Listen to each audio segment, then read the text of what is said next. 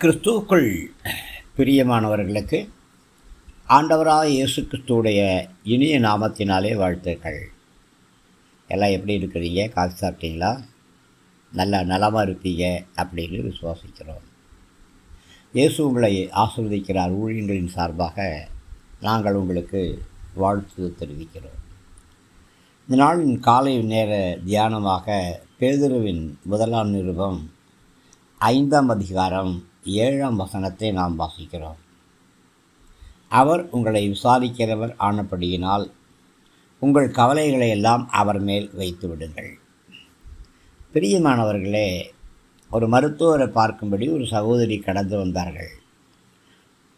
ஒரே பதற்றமாக இருந்தாங்க. என்ன பிரச்சனை உங்களுக்கு அப்படின்னு மருத்துவர் கேட்டார். ஒன்றும் இல்லையா, என் வாழ்க்கையில் பிரச்சனையே இல்லை, ஒரு பிரச்சனையும் இல்லை, அதான் சம்திங் ராங், ஏதாவது தப்பாக இருக்குமோ அப்படின்னு பயமாக இருக்குது அப்படின்னு சொன்னாங்களா? ஆமாம், பிரச்சனையிலேருந்து விடுபட வழி தேடக்கூடிய மனிதர்கள் உண்டு. தனக்கு தானே பிரச்சனைகளை உருவாக்கி கொள்ளக்கூடிய மனிதர்கள் உண்டு. ஒரு மனிதன் வியாதியாக இருக்கும் பொழுது அவனை பார்க்கும்படி இன்னொரு சகோதரன் வந்தான். அந்த வந்த சகோதரனிடத்தில் தன்னுடைய பாரங்கள் எல்லாவற்றையும் புலம்பி தீர்த்தார். அவங்க என்னை விசாரிக்கலை, இவங்க என்னை விசாரிக்கலை அப்படின்னு நொட்டச்சொல் சொல்லிக்கிட்டே இருந்தார். பிரியமானவர்களே, உங்கள் வாழ்க்கையில் யார் உங்களை விசாரிக்கிறாங்களோ விசாரிக்கலையோ, ஒருவேளை உங்களுடைய பெற்றோர்கள் உங்களை விசாரிக்கிறாங்களோ விசாரிக்கலையோ, உங்களுடைய உறவுகள் உற்றார் சுற்றம் உங்களை விசாரிக்கிறாங்களோ விசாரிக்கலையோ, உங்களுடைய அக்கா தங்கச்சி அண்ணன் தம்பி உங்களை விசாரிக்கிறாங்களோ விசாரிக்கலையோ, உங்களை விசாரிக்கும்படியான ஒருவர் உண்டு. இந்த காலை வேளையிலே, ஆதாமே நீ எங்கே இருக்கிறாய் என்று சொல்லி ஆதாமை விசாரித்த தேவன் இந்த காலை வேளையிலே எவ்வளவு கஷ்டமான சூழ்நிலை நீங்கள் இருந்தாலும் உங்களை விசாரிக்கும்படி இறங்கி வந்திருக்கிறாருங்க.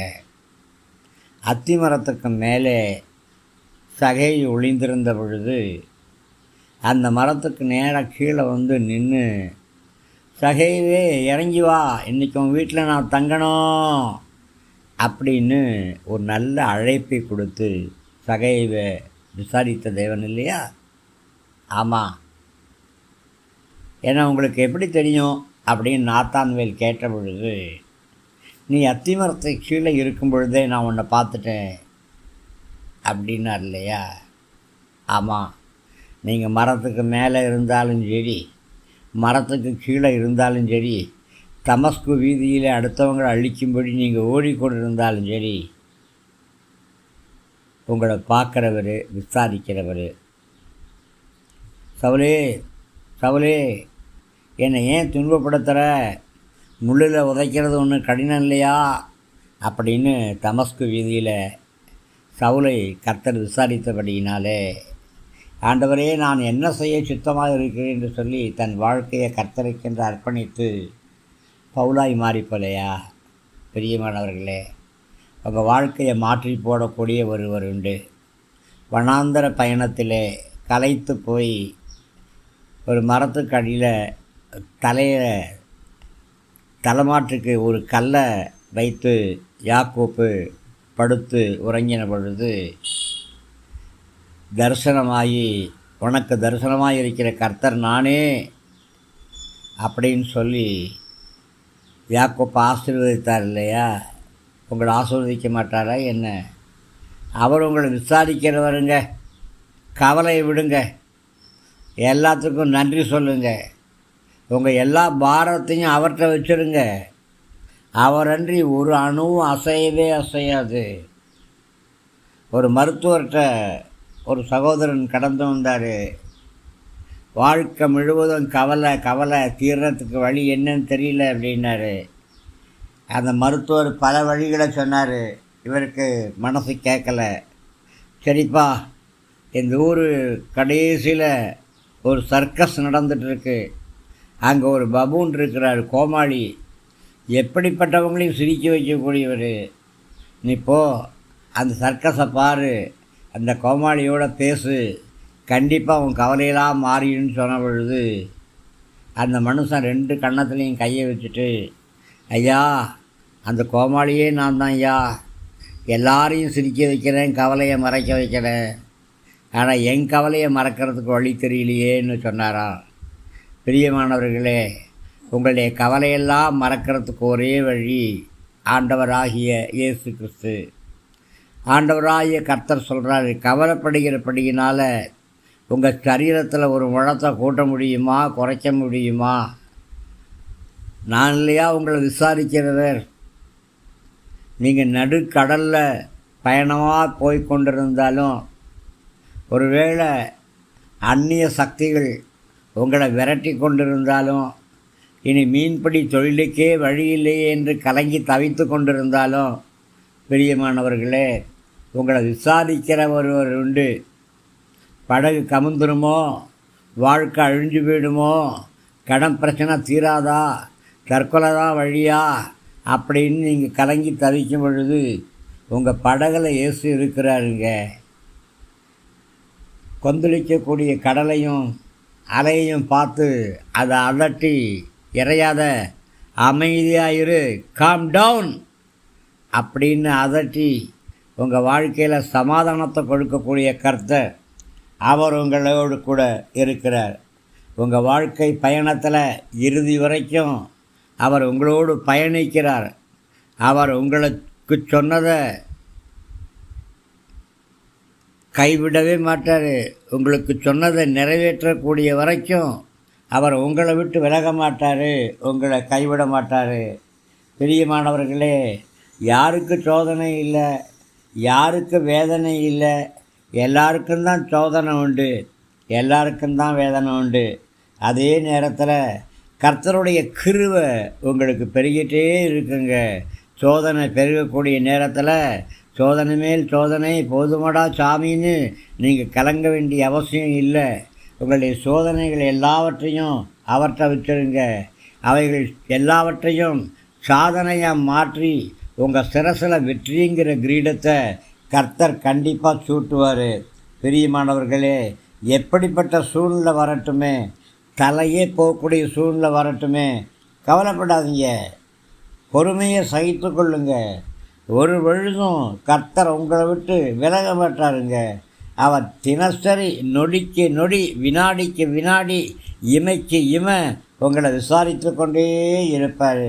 உங்களுடைய கவலைகள், கண்ணீர்கள், வேதனைகள், பாடுகள் எல்லாவற்றையுமே அவர் விசாரிப்பார். அதனால் அமைதியாக இருங்க. என்னதான் நடக்கும் நடக்கட்டுமே, இருட்டின் நீதி மறையட்டுமே, தன்னால் வெளிவரும் தயங்காதே, நம்ம இயேசு இருக்கிறார் மயங்காதே என்று சொல்லுங்கள். இயேசு இருக்கிறாருங்க, இயேசு இருக்கிறாரு. யாரோடு இருக்கிறாரு? எங்கேயோ எட்டாத மலை சிகரத்தில் இல்லைங்க, கண்டுபிடிக்க முடியாத கடல் ஆழத்தில் இல்லைங்க. அவர் உங்களோடு கூட இருக்கிறாரு. உங்களுடைய வலது கரத்தை பிடிச்சிருக்கிறாரு. உங்களுடைய வலது பக்கத்தில் அவர் நேராக இருக்கிறபடியினாலே நீங்கள் கர்த்தரை உறுதியாக பிடிச்சு கொள்ளுங்க. என்னை விசாரிக்கிற ஒருவர் என்னோடு கூட உண்டு அப்படிங்கிற அந்த எண்ணம் உங்கள் இதயத்தில் ஆழமாக பதிஞ்சிட்டும்.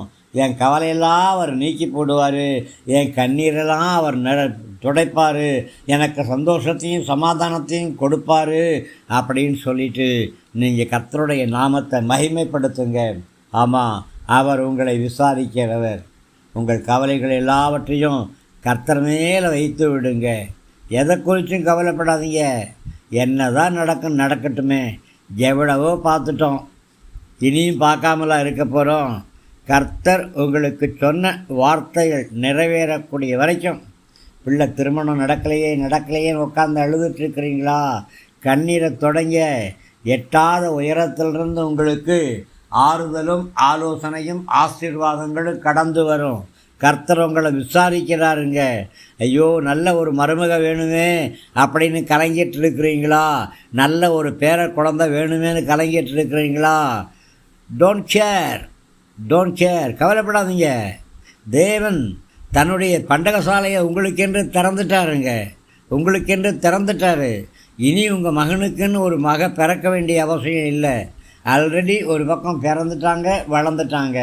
ஏற்ற காலம் வரும்பொழுது கர்த்தர் உங்களுக்கு நல்ல ஒரு வாழ்க்கை துணையை, உங்களுடைய பிள்ளைகளுக்கு நல்ல ஒரு வாழ்க்கை துணையை, சந்ததி பெருக்கத்தை கர்த்தர் தருவார். நீங்கள் கர்த்தர் மேலே உங்களுடைய பாரங்களை வச்சுடுங்க. கர்த்தரே உங்களை விசாரிப்பார். உங்கள் மேலே கண்ணை வைத்து ஆலோசனை சொல்லுவார். சரிதானா? அன்பின் பரலோக பிதாவே, இதோ எங்களை விசாரிக்க யாருமே இல்லை, நாங்கள் தனித்த கூடு போல, தனித்த தீவு போல் நாங்கள் காணப்படுறோம் அப்படின்னு யாரெல்லாம் புலம்பிகிட்டு இருக்கிறாங்களோ, கவலைப்பட்டு இருக்கிறாங்களோ, கண்ணீர் விட்டுட்ருக்காங்களோ, அவங்களுடைய கவலைகளை எல்லாவற்றையும் தொடச்சிடுங்க ஆண்டவரே. கண்ணீரெல்லாம் தொடச்சிடுங்க. தேவ சமாதானம் அவங்களுக்கு ஆறுதல் செய்யட்டும். திருமணத்துக்காக பணம் தேவையாக இருக்குதுன்னு கலங்கி தவிக்கக்கூடியவங்க, பொன் தேவை, பொருள் தேவை, பணம் தேவை அப்படின்னு கலங்கி கொண்டிருக்கிறவங்க, என்றைக்கு இந்த மருத்துவமனையிலேருந்து டிஸ்சார்ஜ் ஆவேணும் என்று புலம்பிக் கொண்டிருக்கிறவங்க, ஒவ்வொருவரையும் கண்ணோக்கி பாருங்கள். என் வியாதி நீங்கவே நீங்காதா, என் வேதனை மாறவே மாறாதா என்று சொல்லி யாரெல்லாம் வியாதியின் நிமித்தம் கலங்குறாங்களோ, யாரெல்லாம் கடன் பிரச்சனையின் நிமித்தம் கலங்குறாங்களோ, எல்லாருடைய கலக்கத்தையும் மாற்றுங்க. அவங்கள விசாரிங்க, அவங்களுடைய தேவைகளை சந்திங்க, அவங்களுடைய கவலைகளை எல்லாவற்றையும் மாற்றுங்க. இயேசு ராஜாவின் நல்ல நாமத்தில் ஜெபத்தை ஏறெடுக்கிறேன் நல்ல பிதாவே. ஆமேன், ஆமேன், ஆமேன், ஆமேன். கிறிஸ்துவுக்குள் பிரியமானவர்களுக்கு அபிஷேகம் செய்யப்பட்ட திரேம வார்த்தைகள் உங்களுக்கு ஆசீர்வாதமாக இருக்கும்னு விசுவாசிக்கிறேன். தயவாக நம்முடைய ஜீசஸ் பிளஸிங்கை யூடியூப் சேனலை லைக் பண்ணுங்கள், ஷேர் பண்ணுங்கள், சப்ஸ்கிரைப் பண்ணுங்கள், கமெண்ட் பண்ணுங்கள். உற்சாகமான காணிக்கைகளால் நம்முடைய ஊழியங்களை தாங்குங்க. கிருபை நம் அனைவரோடும் கூட இருக்கட்டும். ஆமேன், ஆமேன், ஆமேன்.